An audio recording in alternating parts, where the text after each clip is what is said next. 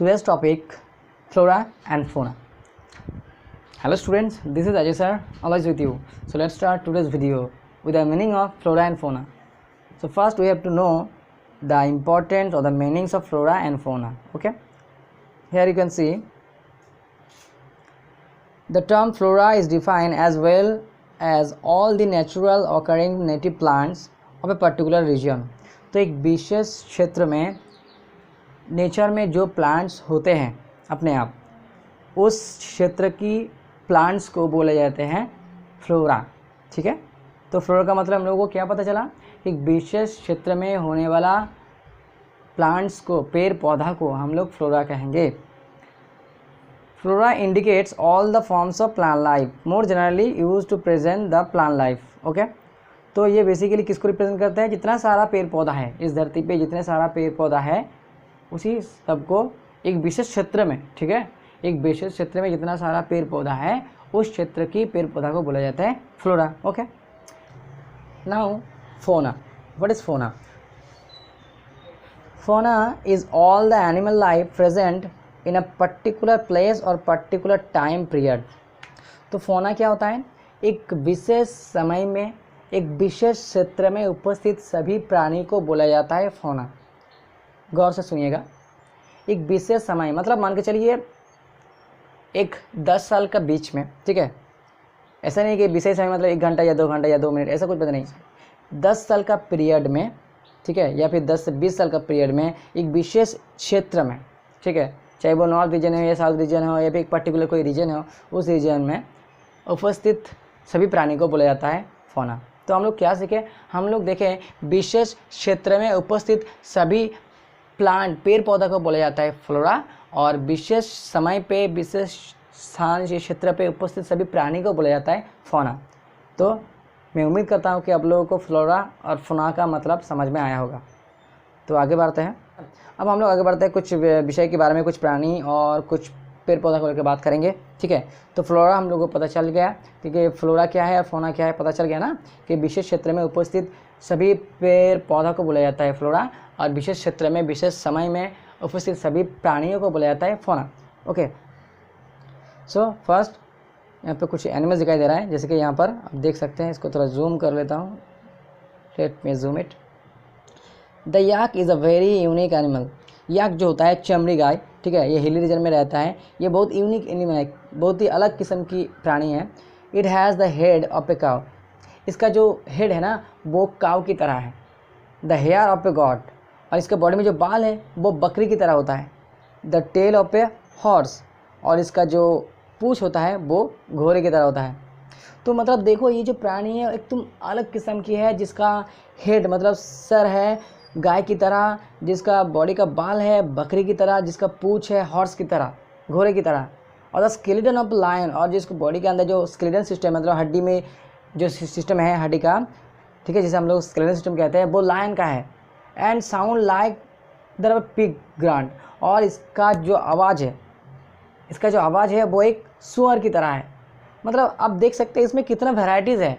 जैसे हम लोग देखते हैं देवी दुर्गा को बनाया था बहुत सारा देव देवी ने मिलके, जिसमें भगवान विष्णु ने चक्र दिया था माँ दुर्गा को, ठीक है, महादेव जी दिया था त्रिशूल, ठीक है. इसी तरह बहुत सारा देव देवी दुर्गा को बनाया था और अलग अलग प्रकार की अस्त्र जो होता है वो दिए थे.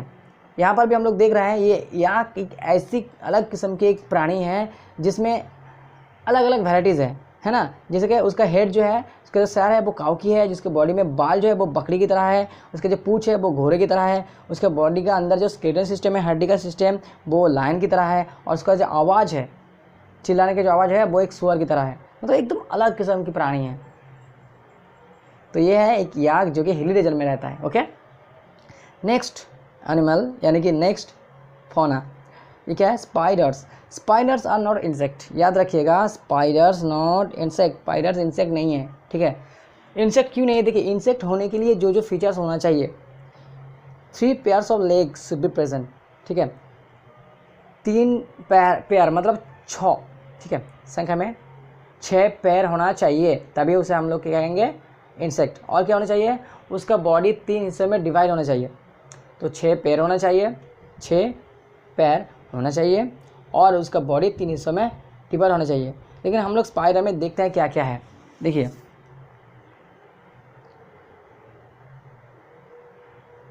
दे हैव 8 लेग्स, इसमें कितना पैर है, इसमें 8 लेग है, ठीक है। लेकिन इंसेक्ट में कितना होता है, 6 होता है। Their body is divided 2 parts, देखिए इसका बॉडी भी 2 हिस्से में बांटा गया है। लेकिन इंसेक्ट में क्या होता है, इंसेक्ट में 6 पैर होता है और बॉडी को 3 हिस्से में बांटा गया है, ठीक है।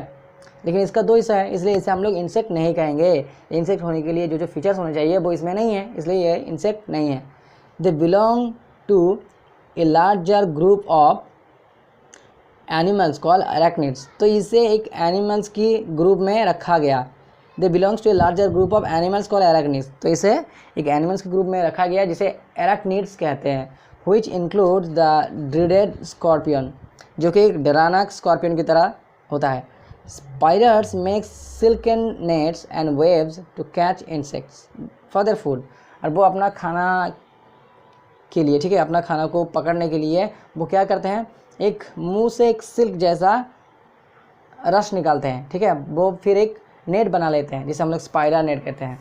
अब लोग ये शायद देखे होंगे, घर की अनाज कनाच में, घर के एक कोना में स्पाइडर्स नेट आपको मिल जाएगा, जहाँ पर वो एक नेट फॉर्म करके रखते हैं, बहुत अच्छा डिजाइन से बनाते हैं, ठीक है। वो नेट्स आपको घर में एक कोने में कहीं पे मिल जाएगा, ठीक है।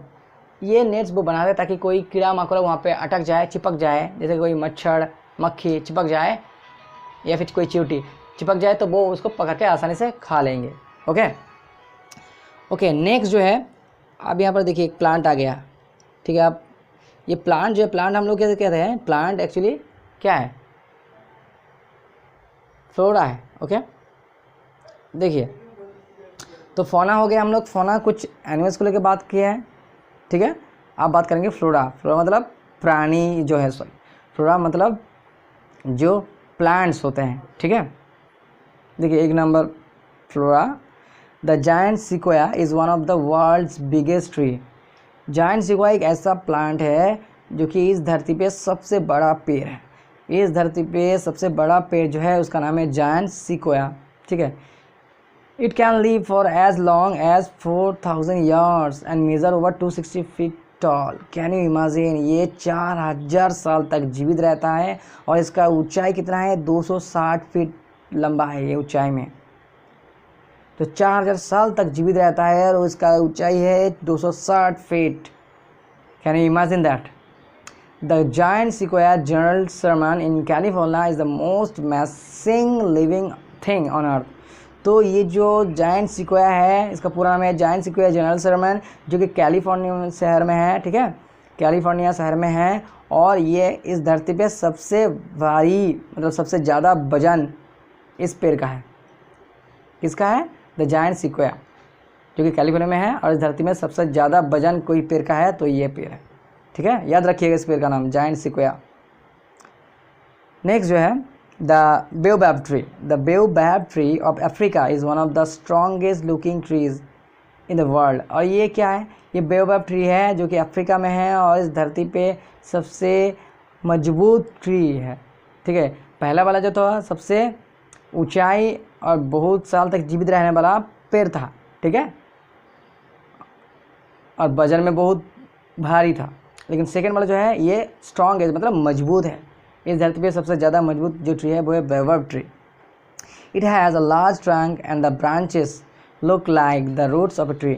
इसका जो ब्रांच है ना वो अलग किस्म की है। इसका ब्रांच जो है, मैं आपको जूम करके दिखा रहा हूँ, लेट मी जूम। ब्रांच है, यहाँ पर ब्रांच होता है। अगर आप कोई भी पेड़ या पौधा का रूट देखेंगे तो रूट में जिस तरह होता है ना, एक मेन रूट रहेगा, उसके साइड में लेटरल रूट्स रहते हैं, मतलब बहुत सारा ब्रांच रहता है रूट का। तो वही आपको चीज़ आपको इस प्लांट में दिखेगा ऊपर में। इसका ब्रांच जो है, इसका जो स्टेम है, इस स्टेम का जो स्ट्रक्चर है वो रूट की तरह है, ठीक है। यही इसका स्पेशल फीचर्स है। और एक स्पेशल फीचर्स क्या है, ये सबसे ज़्यादा मजबूत पेड़ है इस धरती पे। Okay, the inter trunk is like a water tank. और इसका जो ट्रंक है, ट्रंक किसे कहते हैं, देखिए जो पेड़ है उस पेड़ का जो मेन स्टेम है उसे ट्रंक कहते हैं। देखिए मैं आपको ये दिखा रहा हूँ, मान के चलिए एक पेड़ है, ठीक है,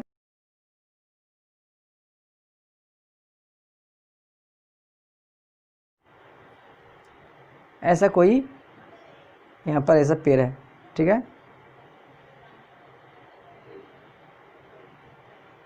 तो ये वाला जो हिस्सा है, let me change the colour, ये वाला जो हिस्सा है इसे कहते हैं ट्रंक, ठीक है। इसे क्या कहते हैं? ट्रंक कहते हैं, इसे कहते हैं ट्रंक। तो ये जो ट्रंक है, ये ट्रंक बहुत परिमाण में पानी को कंटेन कर सकते हैं।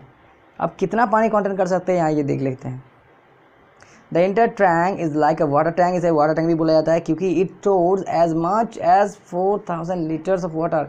ये 4000 लीटर पानी को स्टोर करके रख सकते हैं, इसलिए इसे वाटर टैंक भी बोला जाता है। ओके, अब नेक्स्ट जो है वो देखिए बीज, हनी बीज के बारे में बताएगा। बीज मेक हनी, जो मधुमक्खी होता है वो मधु बनाते हैं। कैसे बनाते हैं? Have you seen the hanging combs of a bee from tree? क्या आप कभी देखे हैं पेड़ में लटकते हुए कहीं कोई कॉम्स को या हनी कॉम को, ठीक है।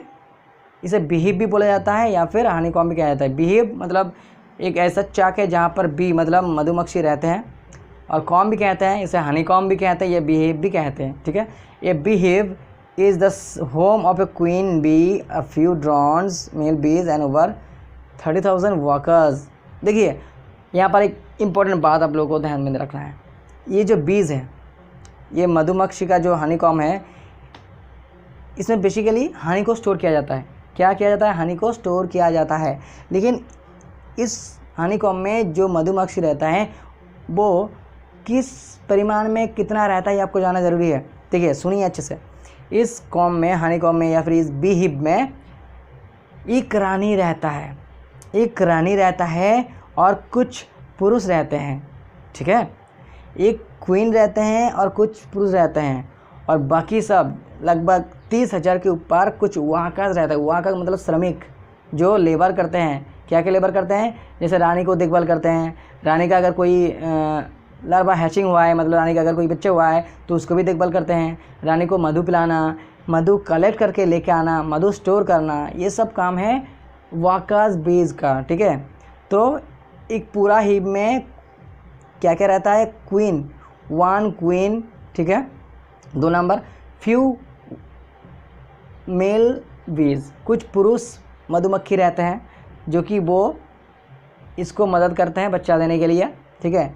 और लगभग 30,000 के ज़्यादा, ठीक है, 30,000 के ऊपर वर्कर्स रहते हैं। वर्कर बीज मतलब वो लेबर करते हैं, ठीक है, श्रम करते हैं। तो श्रमिक मधुमक्खी रहता है 30,000 के ऊपर, ठीक है। तो ये चीज़ ध्यान में रखिएगा। तो आज का वीडियो में हम लोग यही बताएं, आपको कैसा लगा बताइएगा, ठीक है। तो फ्लोरा और फौना का जो टॉपिक था हम ये छोटा सा वीडियो में क्लियर करने का कोशिश की। अगर आपको वीडियो अच्छा लगा तो लाइक कमेंट शेयर ज़रूर कीजिएगा, और अपना दोस्तों के साथ फेसबुक व्हाट्सएप में शेयर भी कीजिएगा। Okay students, have a good day, God bless you all.